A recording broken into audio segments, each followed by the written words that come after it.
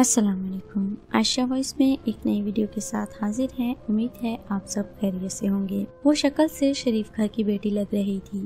मैं पास गया, मेरे करीब होकर बोली, चलोगे साहब? मैंने पूछा, कितने पैसे लोगी? कहने लगी, आप कितने देंगे? मैंने उसकी नीली आंखों में झांक कर देखा, वो बेबस सी थी।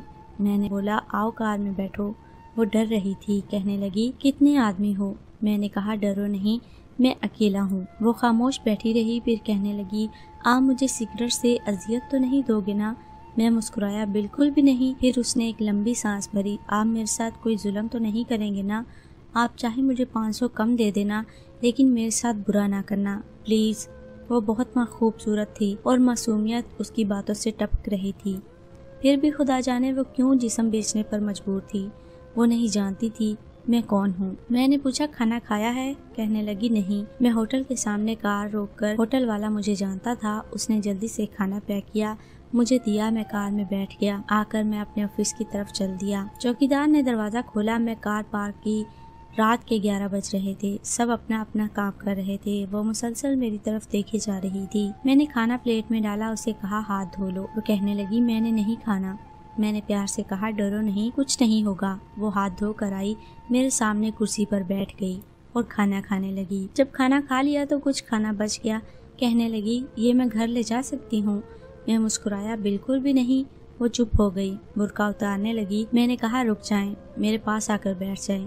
वो हैरान थी। मेरी आंखों में देखकर बोली, जल्दी से अपना काम करें, मुझे वापस छोड़ आएं। नहीं पूछूंगा। क्यों करती हो ऐसा? क्यों बेचती हो अपना जिस्म? बस इतना कहूँगा, छोड़ सकती हो क्या? ये सब वो मेरे सामने चेहरे की तरफ देखने लगी। आप बिल्कुल पागल लग रहे हैं मुझे। मैंने उसकी आंखों में देखा। हाँ, पागल ही हूँ मैं, सब पागल ही समझते हैं। वो कहने लगी, अगर कुछ करना है ही नहीं तो मुझे वापस छोड़ कर आओ। मैंने उसके सर पर हाथ रखा और फिर पर्स से 10,000 निकाले, उसके हाथ पर रखे। वो हैरान थी। कहने लगी, मैंने नहीं लेने, आप क्यों दे रहे हैं ये पैसे मुझे? मैंने उस चेहरे पर एक थकन महसूस की। वो अपने आंसू रोके बैठी थी, बार बार कह रही थी, मुझे बस वापस छोड़ कर आओ, मुझे डर लग रहा है। मैंने उसे यकीन दिलाया, डरने की कोई बात नहीं। अच्छा बताओ ना, बहुत दर्द दिया है ना जिंदगी ने? ये सुनना था। उसकी आंखें नम होने लगी, जैसे कोई क़यामत गिर पड़ी हो। मैं समझ चुका था, कोई बहुत बड़ा दर्द लिए घूम रही है। दरवाजा खोला, कांपती आवाज में बोली, मुझे छोड़कर आओ वापस। मैंने उससे बैठने का कहा। उसने अपना नाम बताया। डरो नहीं, खुद को महफूज समझो। उसे जब यकीन हो गया परेशानी वाली कोई बात नहीं तो बताने लगी, शोहर मर गया है, 3 बेटियां हैं, ससुराल वालों ने निकाल दिया, माँ बाप फौत हो चुके हैं, भाई कोई है नहीं। मामू के घर आई, मामू के बेटे ने मेरे साथ ज्यादती की। मैंने जब मामी को बताया तो सब ने मुझे गलत कहा, मुझे धक्के देकर घर से निकाल दिया। दूर के रिश्तेदार ने एक बुढ़े से मेरी शादी करवाई, इसके भी बच्चे थे। उसके बच्चों ने मुझे बहुत जलील किया। फिर वो शोहर भी फौत हो गया। बेटियों के लिए दर बदर भटकने लगी। ना छत थी ना रोटी थी, भूख अफलास थी, सड़क पे खड़ी थी। एक साहब आए, कहने लगे, 1 घंटे के 5,000 दूंगा। ना चाहते हुए माँ की ममता, हालात की सताई हुई क्या करती, आखिर चल दी। अब हर रोज जिस्म बेचती हूँ, किराए का घर लिया है, बेटियों को अकेला छोड़ कर आती हूँ। क्या करूँ? बहुत बार सोचा खुदकुशी कर लूँ, लेकिन बेटियों को देखकर हिम्मत नहीं होती। वो रो रही थी। मैं जमाने की बेहिसी महसूस कर रहा था। उसके सर पर हाथ रखा, उससे कहा, तुम्हारा भाई है, आज से तुम अपनी बेटियों को लो और मेरे ऑफिस के ऊपर वाले एक रूम में रहो। वो यकीन नहीं कर पा रही थी। कार में बिठाया, उसके घर पहुँचा।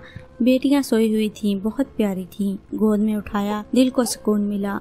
वो मुसलसल रोए जा रही थी। मुझे कहने लगी, आप फरिश्ते हैं, आप कौन हैं? मैं उसे अपने ऑफिस ले आया और दुआएं देने लगी, झोली उठाकर। ना जाने कितनी दुआएं देती रही। मैंने उससे कहा, जाकर सो जाएं अपने ऑफिस रूम में। मेरे सामने से वो चेहरा गुजरा जो एक लड़की अपने शोहर से झगड़ा कर रही थी। उसे कह रही थी, मुझे तलाक दो, तुमको मेरी कदर ही नहीं। वो अपना घर जला रही थी। मेरी उन तमाम बहनों से रिक्वेस्ट है जो कि ऐसा करती हैं कि इतनी बेवकूफ़ी से वो अपने घर से तलाक लेकर निकलती हैं, लेकिन वो क्या जानती हैं कि ज़माने की तलखियाँ क्या होती हैं, ज़माने का डसना कैसा होता है। मैं बताना चाहता था, अपना घर जानबूझकर उजाड़ने वाली लड़कियों को तलाक़ें लेना आसान है, इसके बाद जीना मौत है। कभी सास का रोना, कभी नंद का स्यापा, कभी जेठानी से लड़ाई, ये हर घर की बात है। اس کا ہرگز مطلب طلاق لینا نہیں۔ یہ ایک مورل سٹوری ہے جو آپ سے شیئر کی ہے۔ امید ہے ہماری آج کی یہ ویڈیو آپ کو پسند آئے گی۔ ویڈیو کو لائک کریں، دوسروں سے شیئر کریں اور کامنٹ میں ضرور بتائیں آپ کو ہماری ویڈیو کیسی لگی۔ آنے والی ویڈیو تک کے لیے ہمیں دیجیے اجازت۔ اپنا خیال رکھیے۔ اللہ حافظ۔